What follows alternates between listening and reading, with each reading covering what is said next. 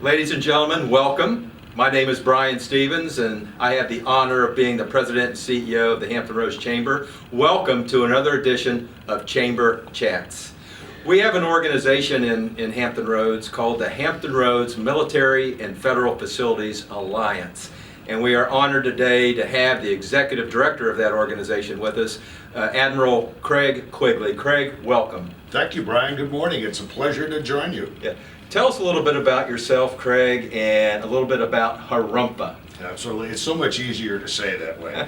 I have a Navy background. I was in the Navy a long time, 27 years, and then worked for Lockheed Martin in Northern Virginia for about 7 years, and came down here to work at Joint Forces Command as a civil servant around Christmas of 2009. And 10 months later, that organization was disestablished. So I thought, oh great, by then we'd bought a house, now what? And your predecessor, as a matter of fact, as the head of the chamber, said, Craig, I have just the job for you. And this was it, and I've been doing this for 10 and a half, almost 11 years, and it's a wonderful position, and I felt very fortunate. Well, what is the role and mission of the Military and Federal Facilities Alliance? It is unique in the country, Brian. I have not found any other organization fashioned just like it.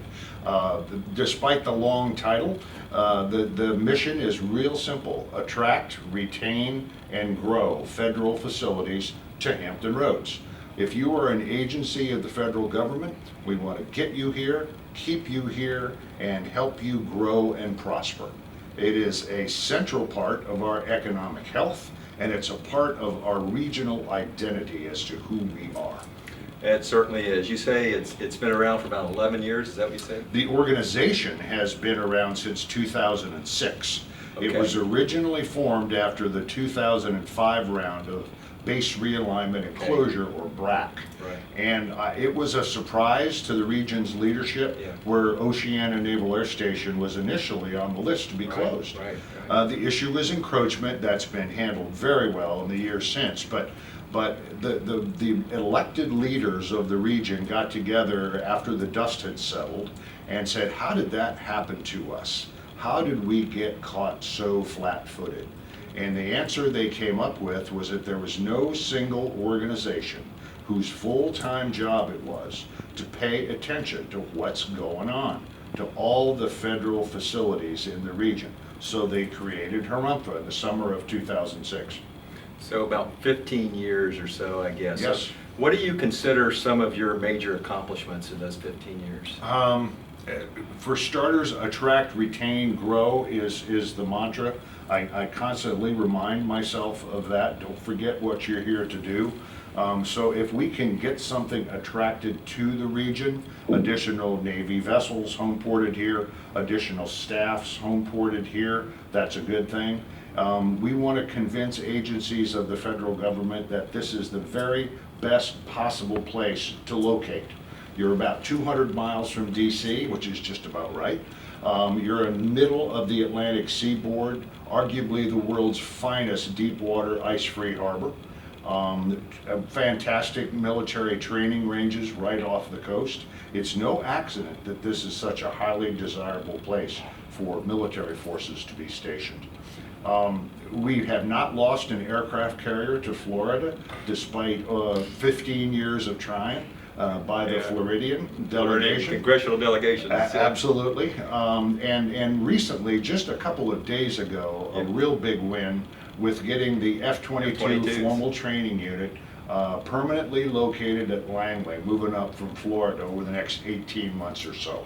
750 or so airmen, roughly twice that number of family members, and a never-ending conveyor belt of student pilots and student maintainers coming through. Huge. Yeah, that's going to be huge. You know, Absolutely. One of the sayings in Virginia Beach is, "We love jet noise." Yes. I'm sure they're going to be saying that on the peninsula too. Absolutely. That's true. fantastic. You know, there's a huge military population here in Hampton Roads, and I think people kind of ostensibly know that, But what are the details, Craig? How many military installations are there, and how many active duty military actually call Hampton Roads home? Sure. We have 18 major military 18. installations in the region. Of all 5 services, right? All 5 uniformed services. There is more Coast Guard here in Hampton Roads than any other place in the world. Is that right? Including DC. The 125,000 uniformed service members, reservists, and civil servants, 135,000 family members, and over 230,000 veterans that call Hampton Roads That's big. home. That's So big. this is a really, really central part of who we are. Hampton Roads' gross regional product is roughly $100 billion. The Defense Department alone contributes about 40% of that. So it's really important to our economic health. Yeah. And so we're very proud to be able to have the diverse collection of federal organizations here in the region that we do. Yeah, and that was going to be my next question. You know, what is the economic impact of the military in Hampton Roads? And you just said it's like 40 to 45% Absolutely. of our GDP.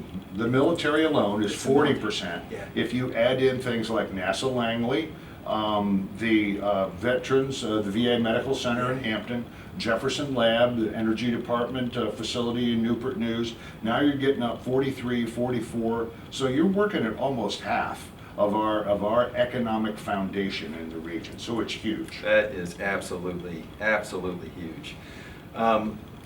It's so important. The military and the federal facilities are so important in Hampton Roads, and we want to support them every way that we can. Where do you see the Department of Defense and the federal facilities in, let's say, 5-10 years from now? What's the future of Hampton Roads relative to our military? The change comes slowly, Brian. So it is a very stable influence on our economy. The federal budget really matters to us. Yeah. We felt sequestration in 2013 acutely, but sequestration is off the table for right now. I think it's unclear yet exactly what sort of a vision the Biden administration has for the Defense Department. I think his most recent proposal, his first budget proposal to the Congress, is largely a placeholder. Next year we'll get a clearer picture, I think, of where he wants to go. But it does change slowly. We will remain a major home port for Navy vessels. The Coast Guard is actually adding additional cutters to Hampton Roads. We've talked about the additional F-22s coming to Langley. A fairly recent addition is the training mission for the Military Sea Lift Command has moved here from Earl, New Jersey. Yeah. And that is now up at Fort Eustis. Right. And so people keep coming here for a reason.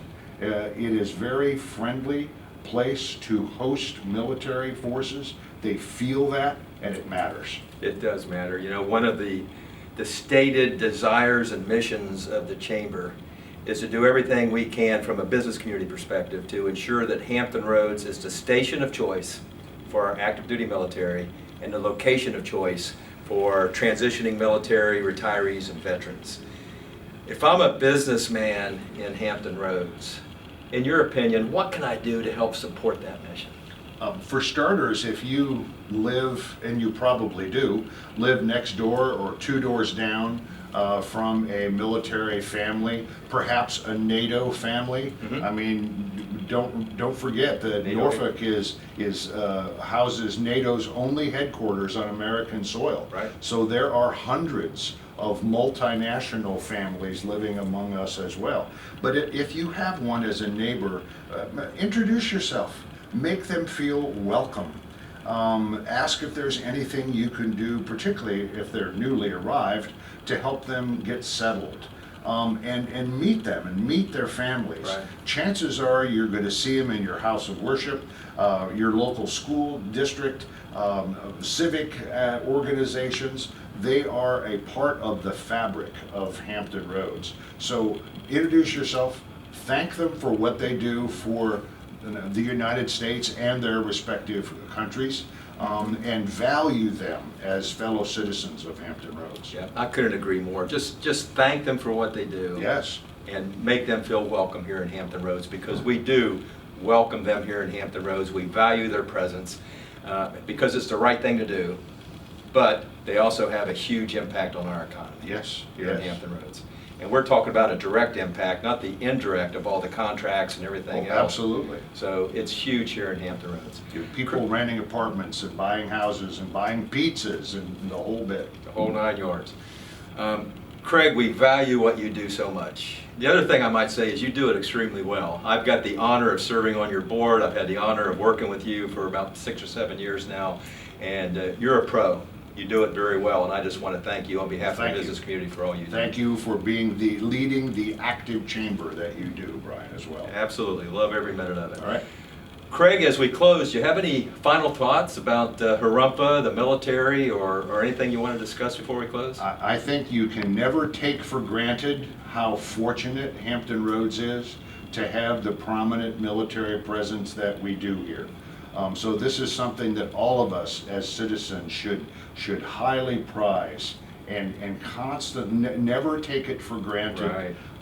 And just realize and thank the men and women that make it happen every day. Couldn't agree with you more, Craig. And again, thank you for joining us today My pleasure. on the Chamber Chat. Ladies and gentlemen, that concludes another edition of Chamber Chat. Stay tuned. In a couple of weeks, we'll have another one for your viewing pleasure. Thank you so much.